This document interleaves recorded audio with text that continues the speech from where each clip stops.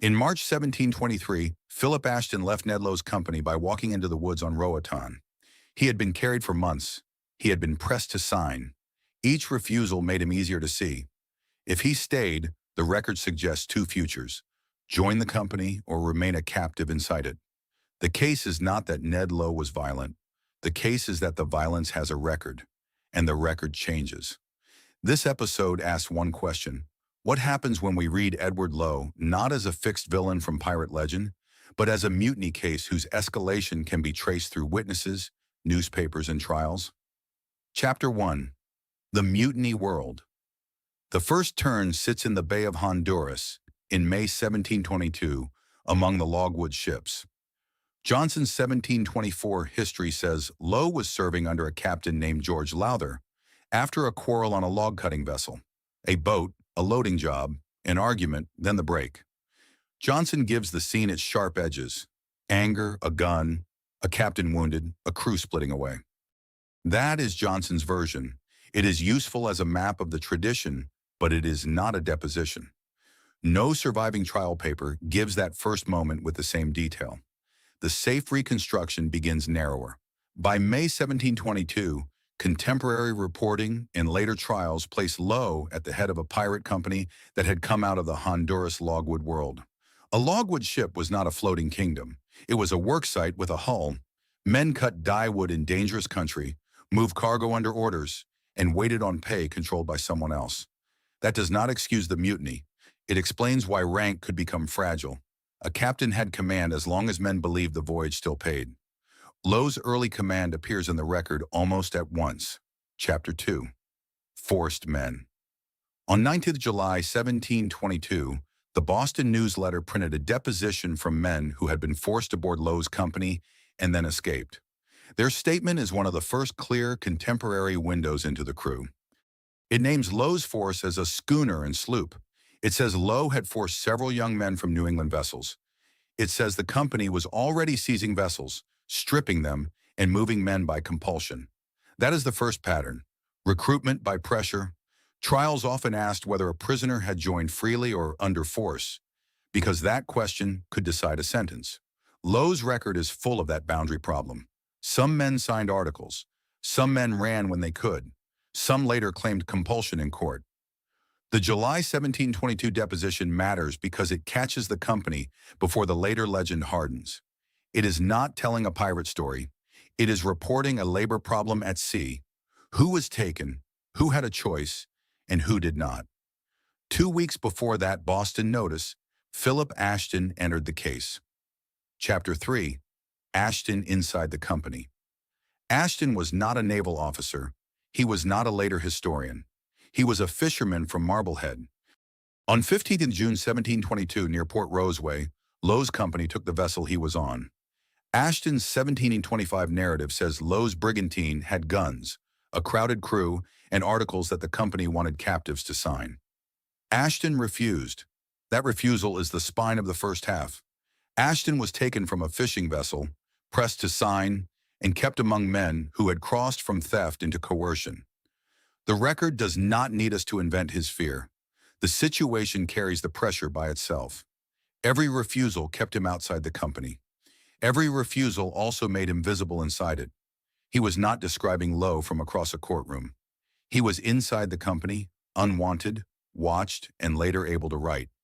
His narrative is religious, shaped by providence, and published after he returned home. That gives it a voice and an agenda. But it is still a first-person captivity account from a man Low's crew carried with them. For Low, that is rare. Ashton gives the record something Johnson cannot give it: duration. He saw the company after the first newspaper reports and before the Newport trials. He records the repeated attempts to make him join. He records hunger and movement. He records the questions Low asked him. At one point, Low asks if Ashton is married. Ashton says he is. Low says his own wife is dead and that he has a child in Boston. That sentence is small. It is not a diagnosis. It does not prove why Low became what he became, but it gives the case a human hinge that the legend usually flattens. Low was not born in the record as a finished monster. The record catches him as a widower, a father, a mutineer, and then a captain whose violence grows more organized as the months pass. The midpoint of this case is not a single attack. It is the moment the witness changes the shape of the file. Before Ashton, we see Lowe through notices. Ships taken, men forced, vessels burned or stripped. With Ashton, the camera moves inside the company. After Ashton escapes, the court records begin to speak through captured crew. Each layer has a different weakness. Newspapers compress, captivity narratives interpret, trials defend and accuse. Johnson dramatizes. Put together, they do not make certainty, they make sequence. Sequence is the whole case. From Port Roseway, Lowe's company moved through the Atlantic and Caribbean edgeworld, where small vessels were easy to find and law arrived late. The map explains why the company could survive. A sloop could appear near fishing grounds, vanish toward the Caribbean, refit among islands, and re-enter trade routes before a governor's warning reached the next port. Ashton stayed with them through that moving geography. His narrative places him with Lowe for months, then at Roatan in March 1723. There, he escaped into the island rather than remain with the crew. The survival story that follows belongs to Ashton. For this case, the escape marks a source break. The inside witness leaves the ship. The record now has to follow Lowe through other men. Those men arrived in Newport after a fight with a Royal Navy vessel. Chapter 4. The Trial Without Lowe. In 1723, the trial of Charles Harris and others put Lowe's company into legal language. The court did not ask whether Lowe had become a symbol. It asked what named men had done. It heard charges tied to specific vessels, including the Amsterdam Merchant and the Greyhound encounter. The trial record describes a pirate company commanded by Lowe and Harris. It also records how the Royal Navy ship Greyhound brought part of that company down.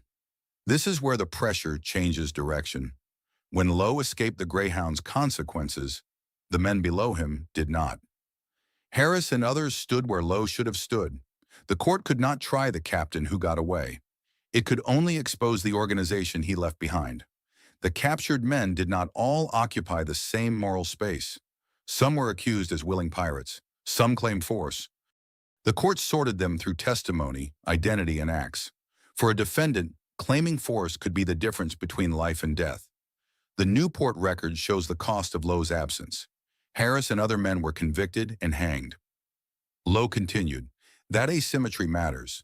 The man whose commands shaped the file is not the man the law punished in Newport. Lowe became the absent center, the name around which witnesses, captives, printers, and judges arrange the damage. That is how a person becomes legend without becoming clearer." Chapter 5. When record becomes legend. Here the popular story usually reaches for the easy word. It wants Lowe to be a type, the violent exception, the man outside ordinary explanation.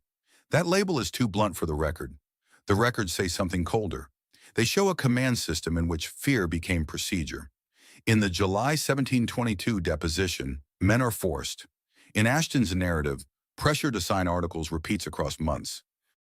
In the Newport trial, violence has become chargeable conduct attached to name prizes. In Johnson's 1724 account, which must be labeled as Johnson, the violence becomes theatrical and extreme. Some of those details may preserve reports that circulated near the time. Some may be sharpened for print. The script cannot treat them all as equal. This is where the myth and the record begin to separate.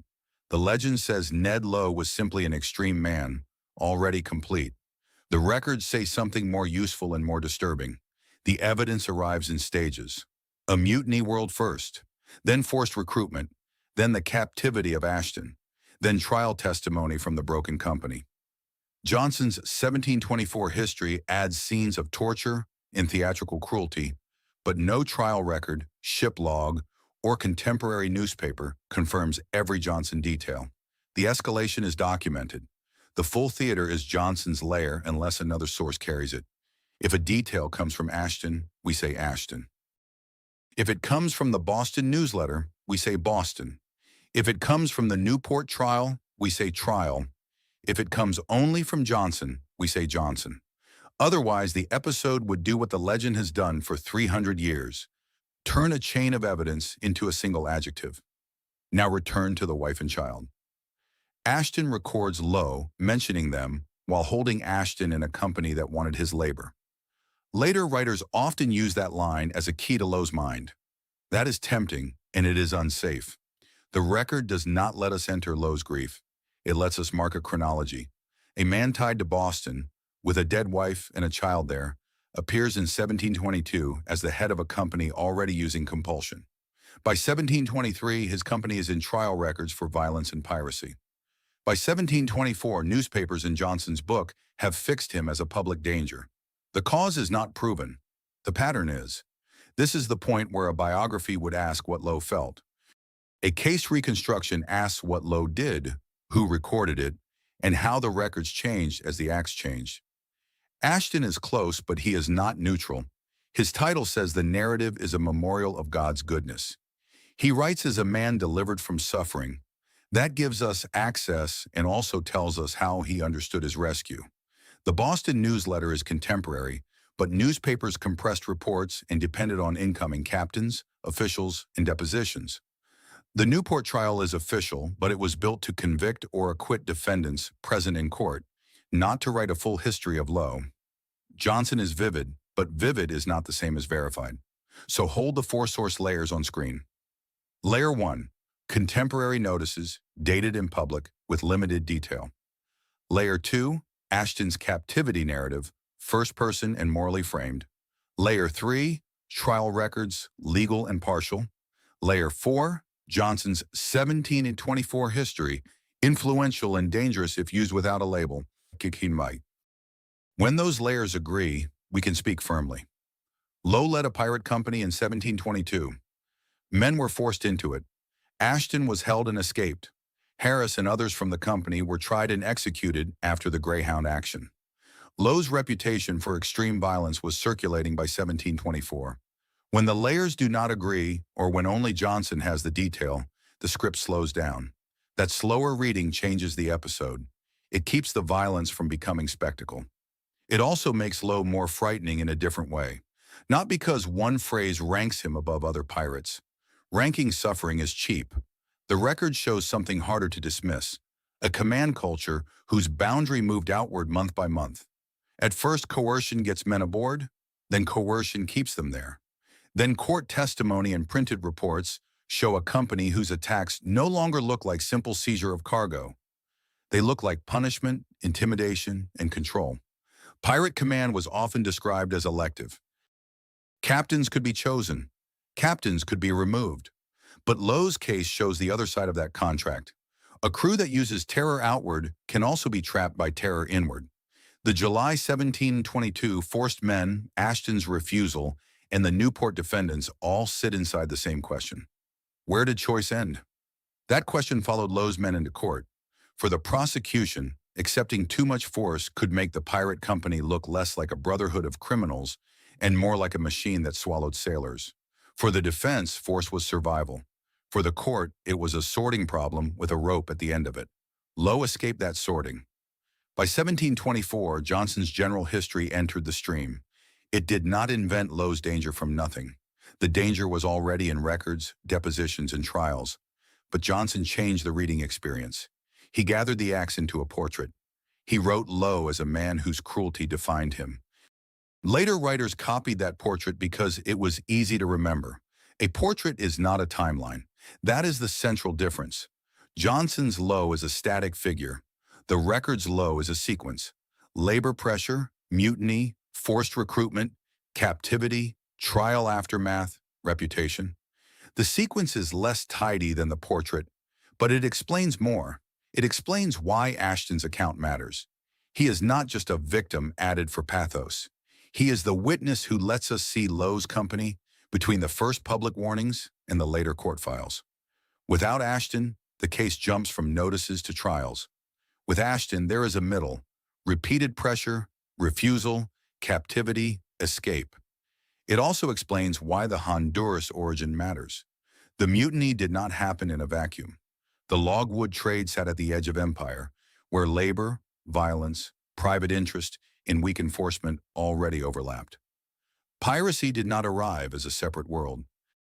It grew from the same maritime pressures and then pushed them past the point where law could pretend they were normal.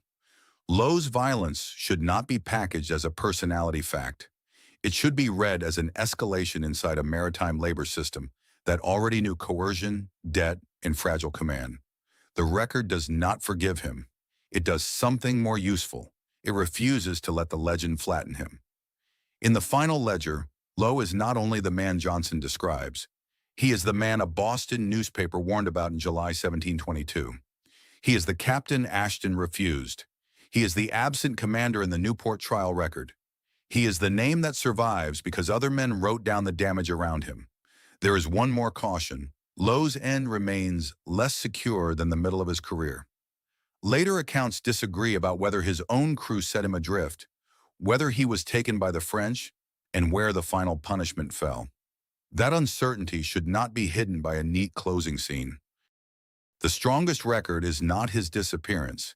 It is the documented arc before it, the mutiny origin, the forced men, Ashton's captivity, the Newport trial, and the printed reputation that followed. The case began with a break in command on a Honduras logwood ship. It did not end when Johnson turned Lowe into a printed villain. It ends, for us, at the table where the sources are separated. Newspaper, captivity narrative, trial, legend. The record is the only way to see the escalation without turning it into entertainment. And in Lowe's case, the record is not a softening device. It is the indictment.